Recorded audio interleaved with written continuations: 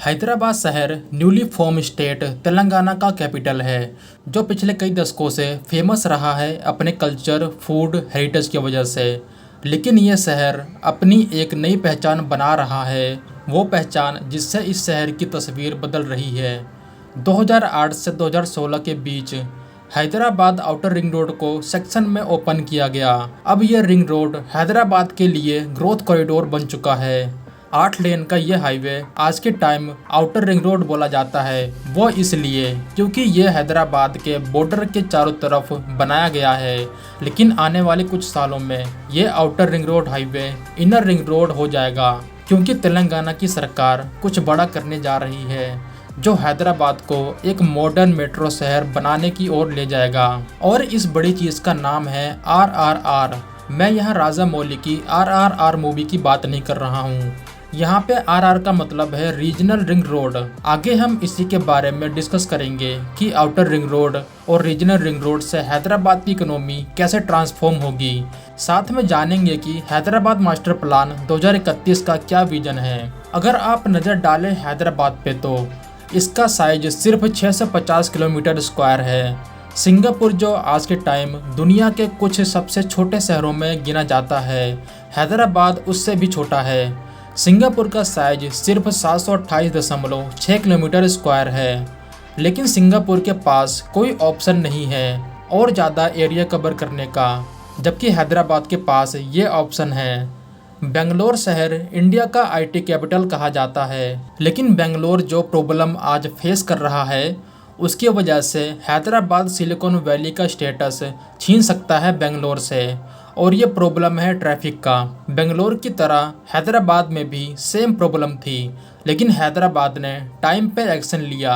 हैदराबाद के अंदर से कुछ बड़े नेशनल हाईवे होकर जाते हैं, जिसकी वजह से अंदर के ट्रैफिक के अलावा हैदराबाद में बाहर से आने वाला ट्रैफिक बहुत तेज़ी से बढ़ रहा था और इसका सलूशन निकाला गया आउटर रिंग रोड के जरिए। हैदराबाद का ये स्टेप वरदान बन के सामने आया हैदराबाद के लिए, जबकि बेंगलोर इस मामले में पीछे रह गया। जब बेंगलोर कोलैप्स होने की कगार पे खड़ा है तो इसको बचाने की तैयारी चल रही है। अब बेंगलोर भी अपनी ट्रैफिक की समस्या को कम करने के लिए रिंग रोड बना रहा है। हैदराबाद ने, या फिर मैं कहूँ तेलंगाना की सरकार ने, उस मेन पॉइंट के ऊपर काम किया जिसकी वजह से दुनिया की इकोनॉमी आगे बढ़ती है, और वो है अच्छी क्वालिटी का रोड इंफ्रास्ट्रक्चर। मैं आपको एक ट्वीट दिखाना चाहता हूँ। ये ट्वीट मार्च 31, 2022 को किया गया था ट्विटर हैंडल रवीश नरेश के द्वारा। यहाँ पे बेंगलोर के bad road, traffic, power cut के बारे में अपना एक्सपीरियंस शेयर कर रहे थे। इनका फ्रस्ट्रेशन इस बात पे था कि ये सब प्रॉब्लम तब है जब बेंगलोर की बहुत सी स्टार्टअप्स बिलियंस ऑफ डॉलर का टैक्स जनरेट करके दे रही है शहर को। ये ट्वीट बहुत ज़्यादा सुर्खियों में रहा, लेकिन इस ट्वीट को KTR ने रिप्लाई किया तो ये न्यूज हेडलाइन बन गई। KTR बेटे हैं KCR के और ये तेलंगाना के मिनिस्टर हैं। इन्होंने रिप्लाई में कहा कि pack your bags, move to Hyderabad. हमारे पास बेटर इंफ्रास्ट्रक्चर है, वो चाहे फिजिकल हो या फिर सोशल। और ये बात बहुत हद तक सही है। हैदराबाद में आपको बेटर इंफ्रास्ट्रक्चर मिल जाएगा, जिसकी वजह से बहुत सी IT कंपनियां, स्टार्टअप्स हैदराबाद को सिलेक्ट कर रही हैं। ये सब नहीं हो पाता अगर हैदराबाद ने टाइम पे आउटर रिंग रोड न बनाया होता और शहर के अंदर रोड इंफ्रास्ट्रक्चर को न बढ़ाया होता। रिंग रोड बनाने का सरकार का जो ऑब्जेक्टिव था, इस हाईवे की वजह से हैदराबाद को उससे कहीं ज़्यादा अचीव हो रहा है। ये रिंग रोड जहाँ से गुजरता है वो कभी विलेज हुआ करता था, लेकिन रिंग रोड के आते ही यहाँ पे प्रॉपर्टीज़ के रेट हाई हो गए। जो कभी छोटे विलेज हुआ करते थे वहाँ पे आज रियल एस्टेट बूम कर रहा है। स्पेशल इकोनॉमिक जोन बनाए जा रहे हैं। इस हाईवे को 8 लेन का बनाया गया है, क्योंकि भले ही ये हाईवे आज आउटर रिंग रोड है, लेकिन फ्यूचर में ये हैदराबाद का इनर रिंग रोड बनेगा और हैदराबाद का ग्रोथ कॉरिडोर भी, जिसकी वजह से यहाँ ट्रैफिक बढ़ने वाला है। तो फ्यूचर को ध्यान में रखकर इसको 8 लेन का बनाया गया है। ये है आज का हैदराबाद, जिसका साइज सिर्फ 650 किलोमीटर स्क्वायर है, और ये है हैदराबाद का आउटर रिंग रोड। अब जो हैदराबाद का मास्टर प्लान है उसमें इसका साइज 5,965 किलोमीटर स्क्वायर होने वाला है, जो डेवलप किया जाएगा। आप इसको ग्रेटर हैदराबाद भी बोल सकते हैं। और ये है RRR रीजनल रिंग रोड। इसके बनते ही मुझे नहीं लगता ORR आउटर रिंग रोड को आउटर रिंग रोड कहा जाएगा। हैदराबाद देश का वो शहर होने वाला है जहाँ पे 2 रिंग रोड होंगे। हमने इसके आउटर रिंग रोड से होने वाले इकोनॉमिक फायदे को देखा, उसी तरह इस रिंग रोड से भी ढेर सारी इकोनॉमिक एक्टिविटी होने वाली है। मास्टर प्लान में जो area outer ring road cover कर रहा है उसको as a growth corridor develop किया जाएगा। जो रीजनल रिंग रोड है उसको 4 लेन का एक्सेस कंट्रोल एक्सप्रेस हाईवे बनाया जाएगा, जिसकी लेंथ 339 किलोमीटर की होने वाली है। यानी इसकी लेंथ आउटर रिंग रोड से डबल होने वाली है। जो आउटर रिंग रोड है और जो रीजनल रिंग रोड बनाया जाएगा, इन दोनों को कनेक्ट करने के लिए 50 रेडियल रोड्स बनाए जाएंगे, जिनकी लागत 2500 करोड़ एस्टिमेट किया जा रहा है। हैदराबाद मेट्रोपॉलिटन डेवलपमेंट अथॉरिटी का कहना है जो रेडियल रोड्स हैं ये दोनों रिंग रोड्स के बीच स्मूथ लिंकेज प्रोवाइड करेंगे। कुछ रेडियल रोड्स अभी से बनने स्टार्ट हो चुके हैं। अब सवाल आता है कि RRR का डेवलपमेंट कब स्टार्ट होगा। अप्रैल के लास्ट में नितिन गडकरी जी ने कहा था कि इस प्रोजेक्ट का काम 3 मंथ के अंडर शुरू हो जाएगा।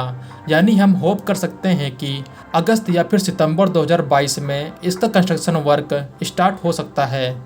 यह प्रोजेक्ट हैदराबाद की इमेज चेंज करेगा, लेकिन साथ में इकोनॉमी के मामले में देश के बड़े बड़े शहरों की लीग में भी आएगा। हैदराबाद कुछ ऐसा कर रहा है जिसको इंडिया के बड़े शहर नहीं कर पा रहे हैं। मास्टर प्लान में मेट्रो के ऊपर भी फोकस किया गया है। हैदराबाद में मेट्रो लाइन का साइज 717 किलोमीटर का होने वाला है। यानी अगर आज के हिसाब से देखें तो दिल्ली के बाद देश का दूसरा सबसे बड़ा मेट्रो नेटवर्क होने वाला है हैदराबाद का। कनेक्टिविटी इज ए की, इस मंत्र के साथ तेलंगाना की सरकार काम कर रही है। मुझे हैरानी नहीं होगी अगर IT और मैन्युफैक्चरिंग सेक्टर में हैदराबाद बेंगलोर को ओवरटेक कर ले आने वाले 10 सालों में। ये हो भी सकता है अगर बेंगलोर में कोई रेडिकल चेंजेस नहीं आते। हैदराबाद अपने फिजिकल इंफ्रास्ट्रक्चर को मजबूत कर रहा है और मेरे ख्याल से सिर्फ दिल्ली है इंडिया में जिसका बेसिक फिजिकल इंफ्रास्ट्रक्चर सबसे बेस्ट है, और हैदराबाद शायद वो दूसरा शहर बन जाएगा इन नियर फ्यूचर। एक शहर बेहतर कैसे होता है उसका शाइनिंग एग्जाम्पल है हैदराबाद, जहाँ पे आपको हर वो फ्लेवर मिलेगा जो शायद ही देश के किसी और शहर में मिलता हो।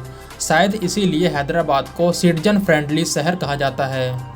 अगर आप मुझसे पूछे हैदराबाद और बेंगलोर में क्या फ़र्क है, तो मैं बेंगलोर को एज ए इंडिया कंसीडर करूँगा और हैदराबाद को एज ए चाइना, क्योंकि चाइना प्रॉब्लम स्टार्ट होने से पहले उसके सलूशन पे काम करता है और इंडिया प्रॉब्लम आने पे उसके सलूशन पे काम करता है। सेम उसी तरह हैदराबाद ने पहले से ही आने वाली प्रॉब्लम को देख लिया और उस प्रॉब्लम से निपटने के लिए काम करने लगा, जबकि बेंगलोर ने पहले प्रॉब्लम को आने दिया फिर उसके सलूशन पे काम कर रहा है। ये जो स्ट्रेटजी है इसका रिजल्ट क्या होता है ये आप इंडिया और चाइना के केस में देख सकते हैं। अगर मैं चाइना वाले मूव की बात करूं तो इसमें एक और नाम आता है दिल्ली मेट्रो। दिल्ली मेट्रो को भी बनाना सेम इसी प्लान में गिना जा सकता है। आज ये लाइफ लाइन है दिल्ली के लिए। तो आप देख सकते हैं कि अच्छी प्लानिंग क्या होती है, और हैदराबाद जो आज कर रहा है वो आज के प्रॉब्लम के लिए नहीं बल्कि फ्यूचर के प्रॉब्लम के लिए है।